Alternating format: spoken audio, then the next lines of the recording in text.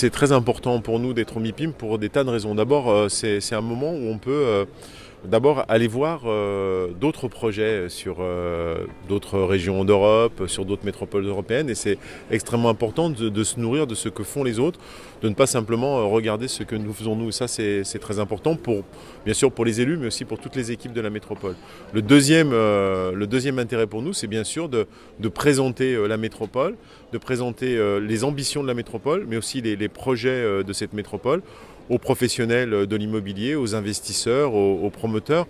Mais au-delà même des projets, c'est de montrer plutôt les ambitions qui sont les nôtres et la façon dont on envisage aussi l'avenir en quelque sorte. J'évoquais tout à l'heure la question de comment attirer des talents. On voit bien qu'aujourd'hui, il ne suffit pas de dire la métropole de Lyon, elle permet d'offrir des loyers qui se situent, qui sont beaucoup moins élevés que la métropole parisienne ou que d'autres grandes métropoles européennes, avec une grande qualité. Ça, c'est plus suffisant. On ne peut pas dire, alors 300 € du mètre carré, c'est l'alpha et l'oméga pour attirer des entreprises. Non, les entreprises, elles veulent d'abord attirer des talents avant de s'implanter. Et donc, il est important aussi d'expliquer ce qu'est cette métropole au-delà des grands projets urbains. C'est un bon moment pour le faire. C'est une autre façon, sans doute, aujourd'hui, d'aborder les sujets. Ce n'est pas très original. Je crois que toutes les métropoles aujourd'hui le font, parce que toutes les métropoles ont compris l'intérêt de vanter notamment la qualité de ces espaces publics, la qualité de la vie, le travail sur la qualité de l'air, le fait d'avoir une métropole, par exemple, qui est aujourd'hui première métropole étudiante. C'est un élément extrêmement important pour les talents, parce que ce sont les études de leurs enfants qui sont en jeu, et venir s'installer sur une métropole qui offre des possibilités universitaires importantes, voilà un critère important, comme il y en a d'autres sur l'offre culturelle, l'offre touristique ou d'autres.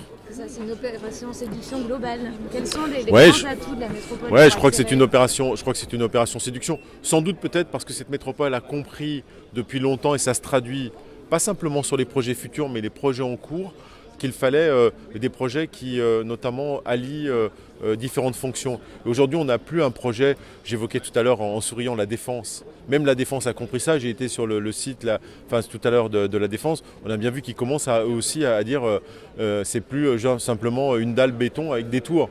Il faut qu'il y ait d'autres choses. Et nous, je crois qu'on a compris ça depuis assez longtemps. Et tous les projets qu'on développe maintenant depuis 10 ans, et Gérard Collomb avait anticipé ce sujet-là, ma foi, c'est des lieux où on va retrouver de l'activité tertiaire, mais on va y retrouver aussi du commerce, on va y retrouver de l'offre culturelle, et on va y retrouver aussi du logement, c'est-à-dire en même temps des gens qui travaillent et des gens qui y habitent et des gens qui y viennent pour se divertir.